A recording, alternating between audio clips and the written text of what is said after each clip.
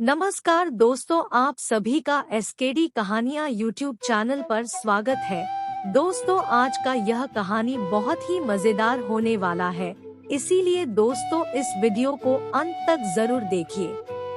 आज की कहानी है आखिरी सवाल। नहाने के बाद गीले बालों को तौलिए से पोंछकर मानसी ने ड्रेसिंग टेबल पर रखी सिंदूर की डिबिया उठाई। फिर न जाने क्या सोचकर वापस रख दी। आज सुबह से ही उसके मन में हलचल सी मची हुई थी। उसने आदमकद आईने में अपना अक्स देखा तो आंखों में कुछ सवाल नजर आए।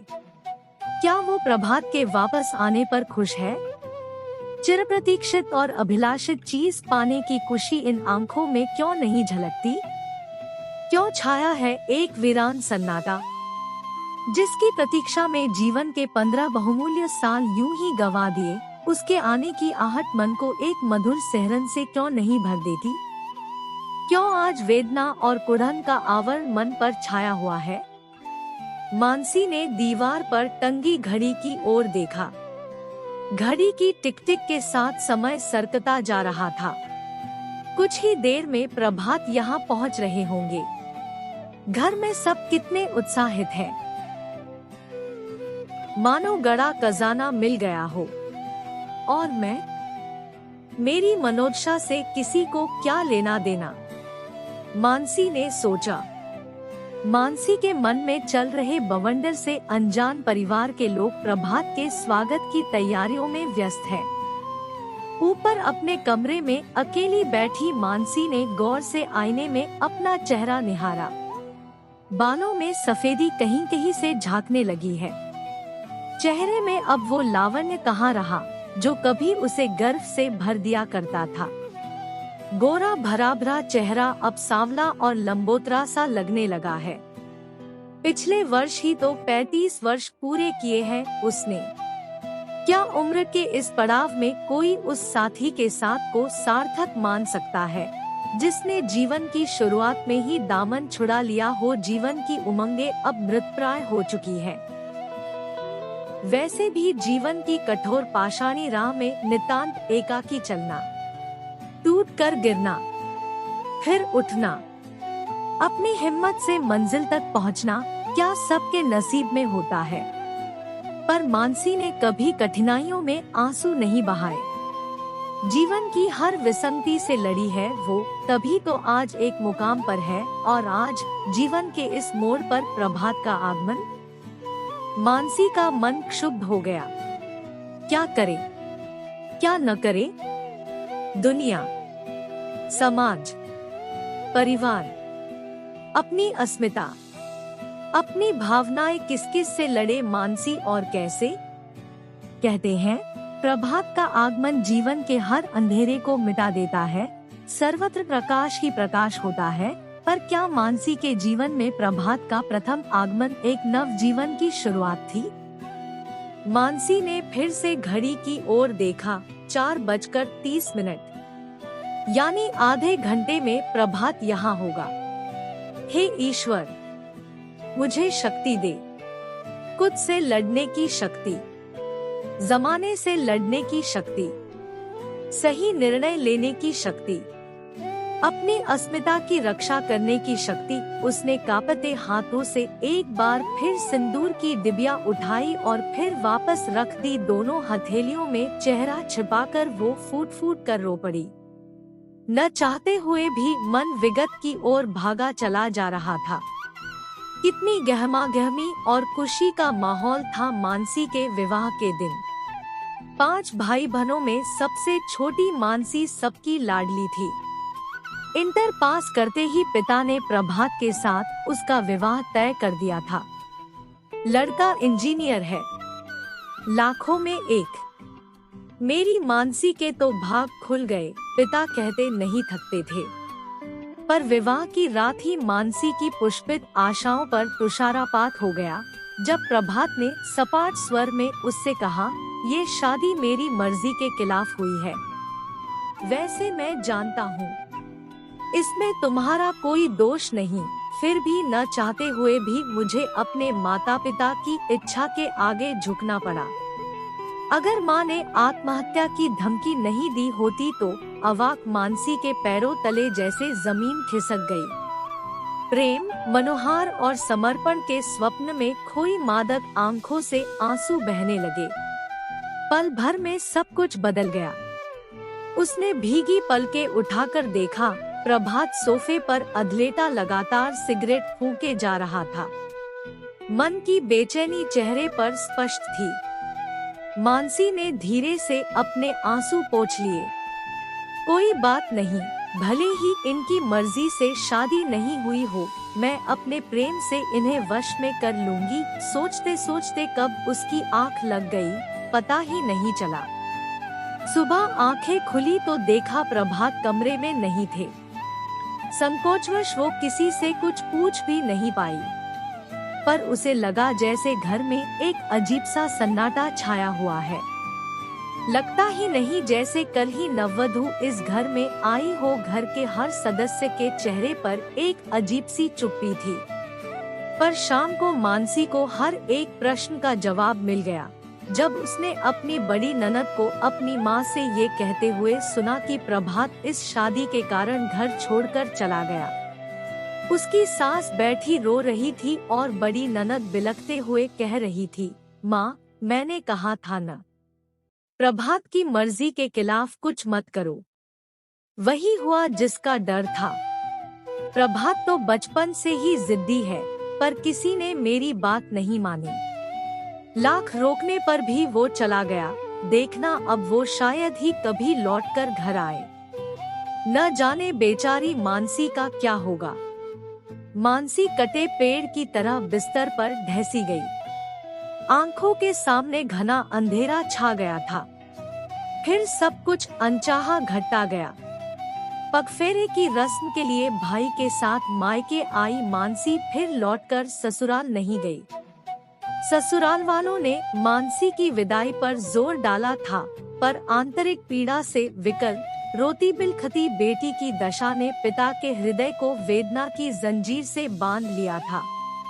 नहीं, मेरी मानसी अब तभी वहां जाएगी जब प्रभात आदर सम्मान के साथ इसे वहां ले जाएगा, अन्यथा नहीं। उन्होंने कहा तो मानसी के जेठ बिफर कर बोल पड़े थे, प्रभात का गुस्सा आज नहीं तो कल ठंडा हो ही जाएगा। वो खुद ही वापस लौट आएगा। क्या तब तक बेटी को घर पर बिठाएंगे? समाज क्या कहेगा? आपके साथ साथ हमारी भी बदनामी होगी। मैं इन ओछी बदनामियों की परवाह नहीं करता। मानसी प्रभात के साथ ही वहां जाएगी। ये मेरा आखिरी फैसला है। कहते कहते मानसी के पिता क्रोध और वेदना की मिलीजुली अभिव्यक्ति के कारण हांफ से उठे थे। इस घटना के बाद मानसी के जीवन में जैसे सुख का प्रवेश निषेध हो गया। जिंदगी कभी कभी ऐसा दर्द दे जाती है जिसे सह पाना बेहद कठिन होता है, और ये दर्द हथेली पर उगे उस फोड़े से कम पीड़ादायक नहीं होता जो अपनी टीस से सर्वांग को सेहरा देता है। मानसी जानती थी कि जिंदगी बहुत बड़ी नियामत है, इसे यूं ही गवा देना अच्छी बात नहीं है, पर पीड़ा की अधिकता के कारण आंसू बेख्तियार आंखों से बहने लगते थे। उसे धैर्य बंधाती माँ भी फूट फूट कर रो पड़ती थी। बेटी को बार बार पति के पुनरागमन का विश्वास दिलाती माँ भीतर ही भीतर किसी अनहोनी की आशंका से भी कांप उठती थी। अगर प्रभात नहीं लौटा तो कैसे काटेगी मानसी पहाड़ जैसा जीवन? ये प्रश्न माँ के हृदय को वेदना से मथ डालता था। दरवाजे पर होने वाली हर आहट पर, हर दस्तक में मानसी प्रभात को तलाशती रहती। मन बार बार कहता वो जरूर आएंगे, पर नियति को कुछ और ही मंजूर था। एक दिन मानसी को प्रभात का पत्र मिला। पढ़कर वो हतप्रभ रह गई। सारी आशाएं पल भर में मिट्टी के ढेर की तरह ढह गई। उसकी दशा ठीक उस परकटे परिंदे की तरह हो गई जो उड़ने की अदम्य लालसा लिए पेड़ की डाल पर बैठा ही था कि बहेलिये ने उसके पंख कतर डाले। प्रभात ने बिना किसी संबोधन के लिखा था, मैं जानता हूँ तुम्हारे साथ अच्छा नहीं हुआ, पर मैं खुद को दोषी नहीं मानता। अपने भीतर समाहित मैं का भी कुछ मूल्य होता है या नहीं। मैं कहीं और शादी करना चाहता था, पर माँ के दबाव के कारण तुमसे शादी करनी पड़ी। क्या मुझे अपनी खुशियाँ पाने का हक नहीं? किसी भी दबाव से परे, किसी के हस्तक्षेप से अलग। जीवन को अपने ढंग से जीना ही आनंद देता है। हो सके तो मुझे माफ कर देना। मैं शायद तुम्हारे लिए बना ही नहीं था। तुम्हें पत्र लिखने का उद्देश्य यही है कि तुम भी आज से स्वतंत्र हो। मैंने तुम्हें हर बंधन से मुक्त किया। मानसी गश खाकर गिर पड़ी। माँ ने उसके हाथ से चिट्ठी लेकर पढ़ी तो वो भी सन्न रह गई। इस अप्रत्याशित घटना से अवाक रह गए मानसी के पिता और बड़े भाई क्रोध से भरे उसके ससुराल पहुँचे। चिट्ठी पढ़कर प्रभात के घर में भी सबको सांप सूंघ गया। दूसरे ही दिन मानसी और प्रभात के पिता मुंबई के लिए निकल गए, जहां एक फर्म में प्रभात कार्यरत था। पर निराशा ही हाथ लगी। एक सहकर्मी से पता चला कि प्रभात ने ये नौकरी छोड़ दी है और अपनी पत्नी के साथ कहीं और चला गया है। पत्नी के साथ ये दूसरा वज्रपात था, जिसे सुनकर मानसी के पिता संज्ञा शून्य से हो गए। किसी तरह घर तो लौट आए, पर सप्ताह भर के भीतर ही हृदयाघात से उनकी मृत्यु हो गई। बेटी की पीड़ा सहन करने में असमर्थ पिता ने दुनिया से ही विदा ले ली थी। मानसी पर तो जैसे दुखों का पहाड़ ही टूट पड़ा था। जिस पिता की प्रेरणा से उसमें जीने की उमंग पैदा हुई थी, वो उसे मंझधार में छोड़ गए थे। मानसी टूट गई थी। दुख और अपमान की पीड़ा का दंश सर्पदंश से कम होता है क्या? अपनी सारी पीड़ा को आत्मसात कर मानसी माँ की सेवा में लग गई थी। समय अपनी गति से चलता गया। धीरे धीरे 15 साल गुजर गए। उच्च शिक्षा प्राप्त करने के बाद मानसी स्थानीय कॉलेज में प्रवक्ता बन गई थी। दोनों भाइयों ने शादी करके घर बसा लिया था। इन 15 वर्षों में बहुत कुछ बदल गया था। सबकी जिंदगी एक ढर्रे पर गतिमान थी, पर मानसी क्या क्या नहीं भोगा था उसने इन वर्षों में। तिल तिल कर जली थी वो। सब कुछ सहा था उसने। भाभियों के व्यंग्यताने, भाइयों की अवहेलना, माँ की पीड़ा, नौकरानियों से भी बदतर स्थिति, समाज के लोगों की प्रश्नवाचक निगाहें, जो उसके मन को तार तार कर देती थी। सब कुछ झेलती रही वो उस दिन की प्रतीक्षा में, जब उसे एक पहचान मिली। जिस दिन उसे कॉलेज में व्याख्याता का पद मिला, वो दिन उसके लिए अविस्मरणीय बन गया। उसने जिंदगी से जूझकर अपनी मंजिल पाई थी। जो लोग ताने देते नहीं थकते थे, उन्हें अब मानसी कर्मठ और जीवट लगने लगी थी। कभी कभी मानसी के अधरों पर एक विद्रूप सी मुस्कान आकर ठहर जाती। वो सोचती, समाज के लोगों के विचार कितने क्षणभंगुर होते हैं। समय, परिस्थिति और विचारधारा का अटूट संबंध है। शायद तभी समय और परिस्थिति विचारधारा को बदल कर रख देती है। माँ मानसी का नीरस और एकाकी जीवन देखकर मन ही मन जैसे अंगारों पर लौटती रहती। कल ही तो वहवल होकर मानसी से कहा था माँ ने, मेरे बाद पहाड़ जैसा एकाकी जीवन कैसे जिएगी मेरी बेटी। सच कहती हूँ, कभी कभी तो जी करता है तेरा दूसरा ब्याह रचा दूं। टकरा जाऊं समाज की बनाई सारी रीतियों से। मानसी की आंखें पीड़ा की अधिकता से भर आई। उसने धीमे स्वर में कहा, पहले ये तो बताओ माँ, समाज मुझे क्या दर्जा देता है? व्याहता का, परित्यक्ता का या विधवा का? मेरी तो कोई पहचान ही नहीं। कभी कभी सोचती हूँ, माथे पर बिंदिया, मांग में सिंदूर क्यों लगाती रही हूँ वर्षों से? क्यों जीती रही हूँ दोहरी जिंदगी? विवाहिता के छद्म आवरण में लिपटे अपने कौमार्य को अपने सपनों को क्यों छलती आई हूँ आज तक।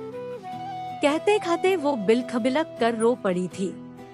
परित्यक्ता शब्द जब किसी नारी के साथ जुड़ जाता है तो वो किसी नासूर से कम पीड़ा नहीं देता।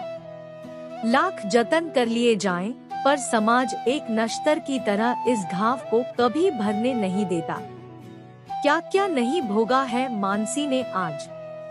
15 वर्षों के बाद जिंदगी के इस मोड़ पर प्रभात पुनः उसके जीवन में साधिकार प्रवेश चाहता है, और वो भी ऐसी स्थिति में जब वो एक दुर्घटना में अपनी पत्नी और बच्चे को खो चुका है। आज जो सामाजिक संवेदना प्रभात के साथ है वो वर्षों पहले मानसी के साथ नहीं थी। माँ ने कहा था, बेचारा, कल रात पहली बार मानसी ने घरवालों के सामने मुंह खोला, मैं प्रभात के साथ नहीं जाऊंगी। अब बहुत देर हो चुकी है। सबकी आंखें हैरत से फटी रह गई। बड़े भैया ने क्रोध से कहा, कुछ भी हो तुम्हें उसके साथ जाना ही होगा।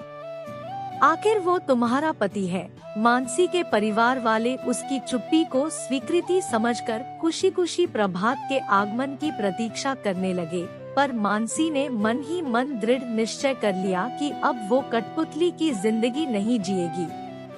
उसने जैसे अपने आप से कहा, अगर सूत्रधार की मजबूत पकड़ से डोर नहीं खींच सकती तो क्या हुआ, अपने साथ जुड़ी डोर तो तोड़कर फेंक सकती हूँ ना। बस बहुत हो गया, अब मैं वही करूंगी जो मुझे करना है। अपनी अस्मिता, अपने अस्तित्व और बकौल प्रभात के मेरे भीतर समाहित मैं का भी तो कोई मूल्य है। मानसी, नीचे आओ ना। क्या कर रही हो इतनी देर से? बड़ी भाभी ने पुकारा तो उसकी तंद्रा भंग हुई। न जाने कब से वो ख्यालों में गुम थी। उसने अपनी सूनी मांग को देखा, फिर कुछ सोचकर ड्रेसिंग टेबल की दराज से सिंदूर की डिबिया निकाली और थोड़ा सा सिंदूर मांग में भर लिया। कितना आसान होता है पुरुष के लिए बंधन तोड़ देना, पर स्त्री का तो सारा वजूद ही सिंदूर की लाल रेखा के साथ बंध जाता है। सिंदूर और भावना का बड़ा गहरा नाता है। भावना कोई खरपतवार नहीं जिसे सहज ही उखाड़ कर फेंक दिया जाए। भावना तो विशाल वट वृक्ष की तरह होती है जिसकी जड़ें गहरे तक मन में जमी होती है। मानसी तैयार होकर नीचे हॉल में चली आई और नौकर से कहा, ऊपर जाकर मेरा सामान नीचे ले आ, और हाँ, एक टैक्सी भी ले आना। अच्छा, जाने की इतनी उतावली? अभी तक तो प्रभात आया भी नहीं है। छोटी भाभी ने चुहल की तो मानसी ने निर्विकार भाव से कहा, माँ, मैं जा रही हूँ। कॉलेज कैंपस में ही मुझे एक क्वार्टर मिल गया है, अब मैं वहीं रहूंगी। मैं जानती हूँ न तो ये घर मेरा है और न प्रभात का। मैं अपने घर जा रही हूँ। और हाँ बड़े भैया, प्रभात आए तो कह दीजिएगा, मैंने तो उनके लिखे पत्र का अक्षरशः पालन किया है। अपने भीतर समाहित मैं का मूल्य ज्ञात है मुझे। कभी उन्होंने जिस बंधन से मुझे आजाद करने की बात कही थी, आज उसी बंधन से मैं उन्हें मुक्त कर रही हूँ। तेरा दिमाग चल गया है क्या? लोग क्या कहेंगे? बड़े भैया चीख पड़े। बेटी, सुबह का भूला अगर शाम को घर आ जाए तो उसे भूला नहीं कहते। माँ ने समझाना चाहा तो मानसी बिफर कर बोली, सुबह का भूला? सुबह और शाम के बीच 15 वर्षों का अंतराल नहीं होता माँ। उस अंतराल की वेदना, उसकी चुभन, उसकी कसक का हिसाब मुझे कौन देगा माँ? ये समाज, परिवार या खुद प्रभात? प्रभात तो एक पुरुष है, अच्छी तरह जानता है कि वो चाहे जिस तरह से नारी की अस्मिता को रौंद डाले, नारी हर परिस्थिति में उसे अंगीकार करने पर विवश ही होगी। माँ, आज तक मैंने आपके, भैया भाभी के, समाज के और अपने मन में उठे हर प्रश्न का उत्तर दिया है, पर आज एक आखिरी सवाल पूछती हूँ। आखिर स्त्री कब तक सहेगी? कभी तो विद्रोह का स्वर मुखर होगा ही। फिर शुरुआत मुझसे ही क्यों नहीं? बोलो माँ, शुरुआत मुझसे ही क्यों नहीं? अपने आंसुओं को रोकने की नाकाम कोशिश करती हुई मानसी तेज कदमों से घर की दहलीज लांघ बाहर चली आई। टैक्सी में बैठी तो न चाहते हुए भी अब तक अवरुद्ध अश्रु प्रवाह सारे बांध तोड़कर बह निकला। आंसू की हर बूंद एक ही सच्चाई को बयान कर रही थी कि नारी किसी भी बंधन को तोड़ना नहीं चाहती। हर बंधन में समा जाना ही तो नारीत्व है। पर आज की नारी अपनी अस्मिता और अपने वजूद को अहमियत देती हुई हर बंधन निभाना चाहती है, इनकी कीमत पर नहीं। दोस्तों, आपको यह कहानी कैसी लगी और आपको इस कहानी से और क्या क्या सीखने को मिला, यह हमें नीचे कमेंट बॉक्स में कमेंट करके जरूर बताइए। दोस्तों, उसके साथ ही अगर आपको यह कहानी पसंद आई होंगी और आपके लिए उपयोगी साबित होंगी तो वीडियो को लाइक, चैनल को सब्सक्राइब जरूर कीजिएगा और अपने दोस्तों के साथ शेयर करना न भूलिएगा।